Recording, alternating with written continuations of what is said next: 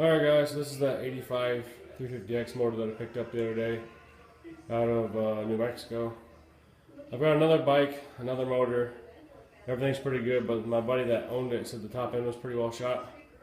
So I ordered a ring set, timing chain, valve seals, top end gasket kit, all that fun stuff. And I'm gonna put one motor together as a rider. This one has a little bit of weld in the bottom of the cases.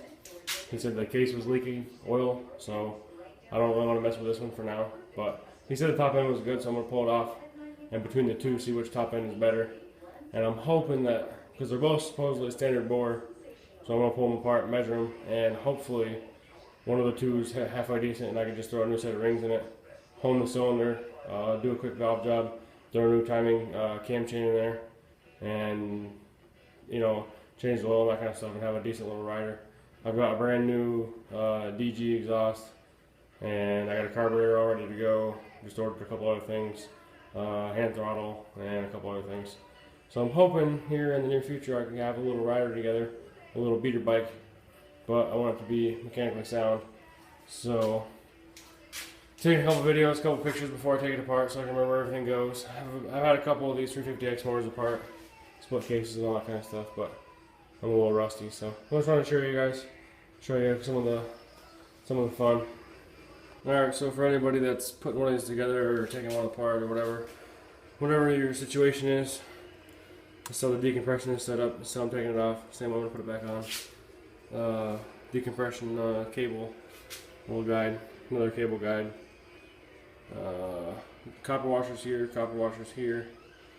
and that's pretty much it so far. Well, everything else should be pretty straightforward. Also, on the bottom of the oil cooler, or the oil line to the top end, this is how this bracket is. It fits around here like this. Alright, so I broke all the bolts loose, took all the bolts out, put everything in order. That way I can just slap it all back together real easy. Pulled the valve cover off. The only thing you gotta watch for with the valve cover is for the decompression. It'll pop out. All I like to do is take a little drop of oil and put it down in there, or drop a little oil in right here. And then if you do tip it over, it will help it kind of suction cup and stay in there. Looking so far, the rockers don't look too bad. Everything's got a lot of oil up there. I'm liking that. Haven't really gotten a good look at the cam or anything yet, but I'm gonna keep taking it apart. Next step is also the dowel pins, one in each corner. Well, one in two corners, one here and one over here, and you can see on the head the bigger ones that are meant for the valve or for the dowel pins. But those are real cheap. I've got tons of those that I bought. So I'm gonna get the spark plug. Next step, loosen up the cam chain tensioner. Just take off these two 8mm bolts. Everybody thinks that if you loosen this, it loosens your cam chain. No, this is a cover. Pull this off. Inside there's a very small little flathead screw, and if you turn it one way or another, I forget if it's clockwise or counterclockwise, it'll suck the tensioner back in. But no need for me to do that, because I'm just going to take the tensioner completely out. That way it doesn't get in my way. I'm going to take it apart and make sure it's okay and oil it and everything anyhow. I think that's about it. So I'll take that off. I'll take the 4 head nuts and 2 head bolts out after I remove the little cam end, whatever bushing, and cam gear, timing or cam chain, and the cam. Pull all that stuff out. I'll start inspecting, see how good she is. So cam chain tensioner, popped it off. Kind of funny, there's no gasket on there or on the jug, so that makes me think someone's been in this motor before. Just those two 8mm bolts, like I told you before. Pop that off. What I forgot to tell you was the oil line. Banjo bolt down here, 2 copper washers, one on either side. Then your little, it's I guess like a little bracket. And then of course the other one that was on the valve cover, the other banjo bolt that I stuck back in the valve cover. Next, now that my cam chain's loose, took these 2 little cam bolts out. Just let this cam slide down. Pull the cam gear back a little bit, let it slide down. Pull the chain off, then very carefully wiggle the actual camshaft out. Camshaft actually looks like it's in pretty good shape. I'd show you, but it won't focus. So, cam journals, I don't know if you really see them. Look pretty shined up. They don't look bad at all. So it's looking good so far. The other engine that I have, the cam journals are usable for a rider, but these ones look better. So I'm already happier. I'm happy already. So next is the 2 bolts and 4 head nuts. See, I stuck a screwdriver through here so I don't drop my cam or my chain down in the bottom end. Usually you can wrestle them out or just pop out the side cover. Not that big of a deal, but just saves pain in the ass. What I'll do is I'll take a little piece of tie wire and tie it on there.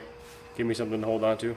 Also, what I've done before is dropped one of these nuts down in there, and it goes straight to the bottom end. Luckily, mine got caught on one of the cam guides or whatever you want to call it, the little tensioners. So luckily I got lucky and I pulled it out of there with a magnet. But just be very, very careful. Everything's oily. Your hands are slippery, all that kind of stuff. So I'm going to pop this head off and we'll see what it looks like. Alright, so I got the 4 head nuts off. I got a washer under each one. I got one other one was stuck on, it's actually stuck into the head. Those things are on there pretty tight. And here's your 2 bolts. These bolts are very, very, very hard to find anywhere unless you find a parts motor or someone parting out a motor or find them on eBay. The last set I bought, I think I bought one was like $30 plus shipping. Insane. So where was I here? Got the head off. Head doesn't look too bad. Like I said, cam journals look pretty good. Valves are pretty, not rusted up, but got a lot of carbon stuff on there. Those are cleanable. And then I can go ahead and resurface the head. Next is the jug. Alright, so after getting the head off, I saw a pretty good amount of rust in there inside the jug. It does look, it says HA5, which is OEM Honda number for 350X parts. And it does look like a stock piston. I gotta grab the micrometer and mic it. I think it's supposed to be 80 or 81 millimeters to be stock. But I don't know. The jug didn't really look that great. The bottom's all good, obviously. It's got a little, got a pretty good lip at the top of rust. So I don't know. Yeah, it's pretty bad. I don't know if it's pitted at all. I haven't really gotten a good chance to look at it yet. But I don't know. We'll see. If not, that other jug I'm sure will work.